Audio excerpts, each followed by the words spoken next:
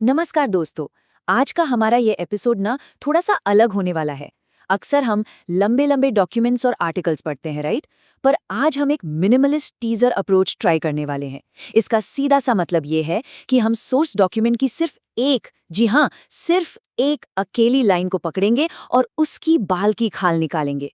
सुनकर अजीब लग रहा होगा, है ना, कि भला एक लाइन में क्या ही रखा है।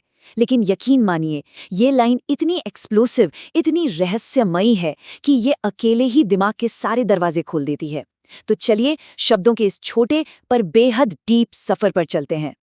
ओके, तो चलिए सीधे उस लाइन पर आते हैं। मैं चाहता हूं हम सब इन शब्दों के वजन को थोड़ा फील करें। सोर्स डॉक्यूमेंट का तीसरा पॉइंट कहता है 3 the radioactive city, the unsolved mystery of Mohenjodaro. एक सेकंड के लिए यहां रुकते हैं, just let that sink in. एक तरफ हमारे पास एक हजारों साल पुराना प्राचीन शहर है और दूसरी तरफ ऐसे वर्ड्स जो आज के मॉडर्न साइंस फिक्शन या किसी न्यूक्लियर डिजास्टर की याद दिलाते हैं। ये लाइन सिर्फ एक सिंपल हेडिंग नहीं है, ये सीधा हमें एक ऐसी ऑल्टरनेट रियलिटी में खींच लेती है जहां कुछ भी नॉर्मल नहीं लगता। सो इस फ्रेज के सबसे पहले पार्ट पर फोकस करते हैं, द रेडियो एक्टिव सिटी। मतलब अपने आप में ही ये कितना बड़ा पैराडॉक्स है। जरा सोचिए, जब भी किसी एंशिएंट सिटी की बात होती है तो हमारे दिमाग में क्या आता है? वही पुरानी ईंटें, टूटे हुए मिट्टी के बर्तन, प्राचीन खंडहर, है ना? लेकिन यहाँ टेक्स्ट सीधे एक मॉडर्न, बेहद डेंजरस और लोडेड वर्ड यूज कर रहा है, रेडियो एक्टिव। एक ऐसी चीज जिसका कनेक्शन आधुनिक एटम बॉम्ब से है। किसी एंशिएंट साइट को रेडियो एक्टिव बोलना, ये बेसिकली दिमाग को हिला देने वाला कॉन्सेप्ट है।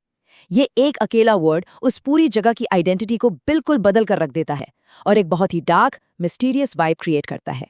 अब आते हैं इसके अगले हिस्से पर। इस टेक्स्ट की सबसे इंटरेस्टिंग बात यह है कि इसने मेन सब्जेक्ट मोहेंजोदारो को कैसे फ्रेम किया है। नोटिस किया आपने? इसे किसी रेगुलर आर्कियोलॉजिकल साइट या एक्सकेवेशन प्रोजेक्ट की तरह प्रेजेंट नहीं किया गया। डॉक्यूमेंट ने क्लियरली इस एंशिएंट सिटी को एक अनसॉल्व्ड मिस्ट्री, यानी एक बिल्कुल अनसुलझी पहेली घोषित कर दिया है। और सबसे बड़ा कैच क्या है? सोर्स टेक्स्ट खुद कोई एक्सप्लेनेशन या आंसर्स नहीं दे रहा। वो ये नहीं बता रहा कि वहां एग्जैक्टली क्या हुआ था, बल्कि वो इंटेंशनली इस जगह को एक ऐसी मिस्ट्री बनाकर छोड़ रहा है जिसका फिलहाल कोई जवाब बाहर अवेलेबल नहीं है। तो बेसिकली पॉइंट ये है कि इस टेक्स्ट ने बिना कोई लंबी चौड़ी स्टोरी सुनाए सिर्फ अपनी वोकैब्युलरी से ही इतना भयंकर सस्पेंस क्रिएट कर दिया है। द अनसॉल्व्ड मिस्ट्री, ये 3 वर्ड सीधा हिट करते हैं।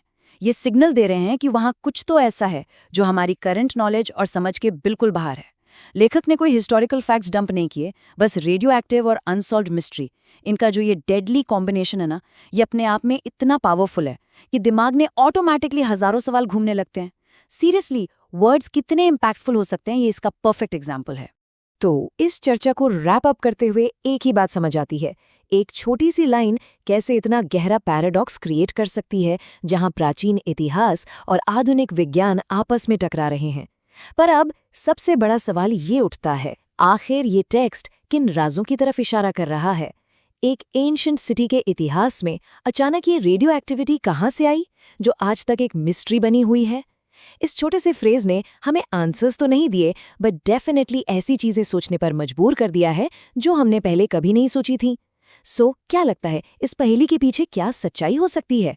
आज के इस एक्सप्लेनर में बस इतना ही। जुड़े रहिए ऐसे ही और माइंड बेंडिंग एनालिसिस के लिए। Thank you for tuning in.